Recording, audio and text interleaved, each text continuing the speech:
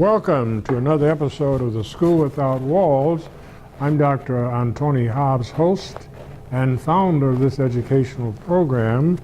My first guest today is not a former student, he's a present student of mine here at the University of Arkansas. I'm referring to him as Brother Jason Matthews.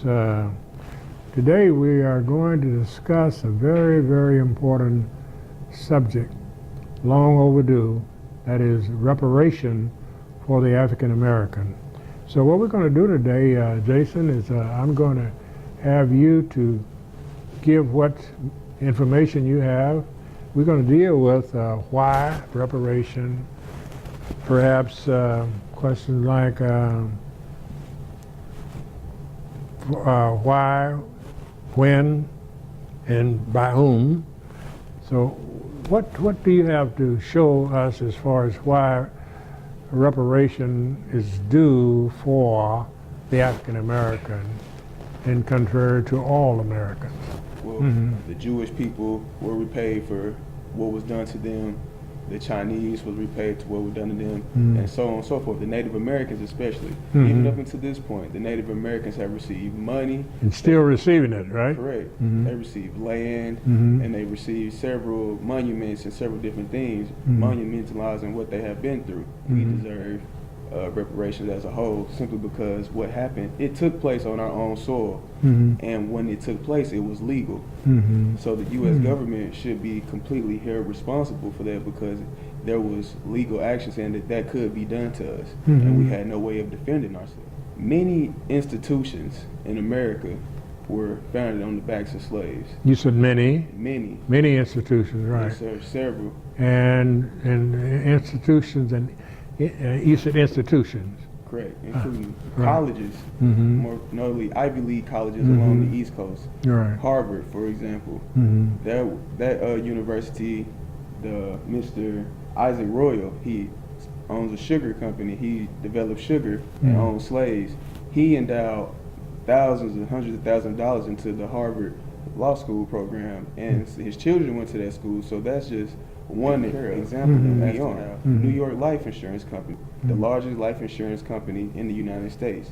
339 of their first 1,000 recipients were insured on the lives of slaves.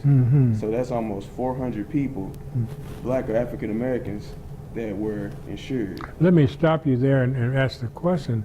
This is some very good information, because I think one of the major problems we have as African Americans is not having knowledge of what you're talking about, not realizing the dimension in which our people have suffered, Yes, sir. and of course the law which indicates that should be repaid. But from what you were saying, it's not only the U.S. government that should be obligated to pay reparation, but there are companies. That's companies, that the wealth of these companies. And you mentioned two. Let's go back over that one. First one was that company that helped to establish that university. What was that? Go over that again. Isaac Royal and Royal Sugar Company? Yeah, that sugar company. That company became a very wealthy family, right? Yes, sir. Very wealthy family. And then they paid taxes into the government. So I think it's key when it comes to bargaining, which we must do. I'm hoping that we won't have to go through this industry demonstrating and acting that way in order to get what's just. Correct. But we have to bargain. We have to negotiate, as our president, President Trump, believes in negotiation. So you got a good point. So not only the U.S. government, but there are companies, multimillionaire companies, that owes reparation also, right? Correct. Excellent. Go ahead. And many of those slave owners, the word bargain, I'm glad you said that, because it brings out an excellent point. During the Emancipation Proclamation, of course, when they said certain slaves were freed, you know, those slave owners went back and was like, well, to the U.S. government, I'm losing money, I'm losing profit. How will I be able to sustain what I'm doing? Now it's like, you owe me money for my loss. So that's how the slave owners actually kept slaves and gained more profit off the U.S. government. So it's like it was almost like a cycle. We're saying we're helping them, but at the same time, if you play your cards right, you can help yourself. Especially if you had insurance on those slaves. That's an excellent point. Excellent point. We have 2 more sections. Time really flies. We have only 2 more minutes in this first half. What else do you have right there to close out this first half? Well, just the fact that those slave owners and the government, it was almost like they were working hand in hand to build something. They knew what had to be done, but they knew who it took to make it done. I see. Which was the slaves. The slaves, I see. Who couldn't defend themselves. That's amazing. Actually, the slaves had a lot to do with developing Washington, D.C., right? The city of Washington, D.C., and the capital, and so forth and so on. Yes, sir. Excelente. We're going to pause in just a few minutes, but what we want to say as we conclude this first third of this program, African Americans in the community who are listening, you have a responsibility to work toward your reparation for yourselves. It's not a thing that somebody is going to just up and give to you. You must first become aware and know that it is an international law where once we're going to define reparation right after the break. It's break time, I believe. We'll come back with the definition of reparation. Those of you who have just joined us, I'm Dr. Antony Hobbs, host and founder of this educational program called The School Without Walls. My guest today is Mr. Jason Matthews, who is a student here at the University of Arkansas at Pine Bluff and one of my Spanish students. At the end of the break, we were talking about the definition of reparation. What is your definition? Suppose somebody asks you, so what do you mean by reparation for African Americans? What is the definition? Well, in my opinion, in a more modern term, a way that someone will be able to understand me, I would just say a reparation is a repayment. It's a, you know you messed up, and here's what I've done to fix it. It's a due diligence. It's what you owe. It's showing goodwill. Okay, I like that definition. Say it one more time. It's a due diligence saying what I did was wrong, and here's what I'm going to do to fix it. Right, and that is so important as we embark upon the process of getting reparation. I'm praying and hoping that we have what I would call, quote, enough good white Christians to recognize that they have a responsibility to work with us toward that particular end. Yes, sir. And it will be done because there's power in working together that the United States government, as well as those companies that have benefited from the labor of the African Americans, about Correct. 300 and some years, could do this without just cash. Well, easily the first way would be free education. Free education, all right? And if not even free, just extremely reduced so that it's affordable, so that people can Okay. afford to actually go. Let's go back to free education or at least reduce education. Reduce affordable now, education. Where would you start when you say education? We have public education from K through 12. You mean beyond that, don't you? Beyond, I mean, 'Cause we starting have at that now, don't we? college, junior colleges, 4-year degree. If you want to go to a trade school, anything such in that nature, it should be affordable or free Okay, because we were set behind for so long. right. And that's a good point. In addition to what you're saying, it wouldn't cost a lot of money because we already have the educational institutions established, don't we? They're already We have built. the teachers already in place. What else do we have?